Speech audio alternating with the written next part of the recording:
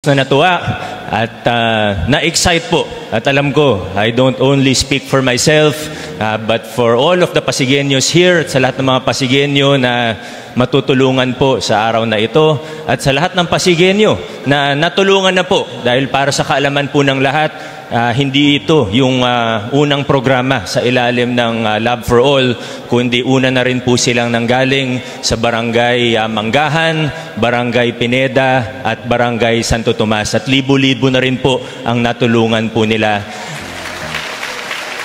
Maraming salamat po sa lahat ng tumulong po sa opisina rin ni First Lady, sa lahat ng national government agencies, too many to mention one by one, para maiksi na lang po ang aking mensahe sa mga kasama ko po sa LGU, sa barangay.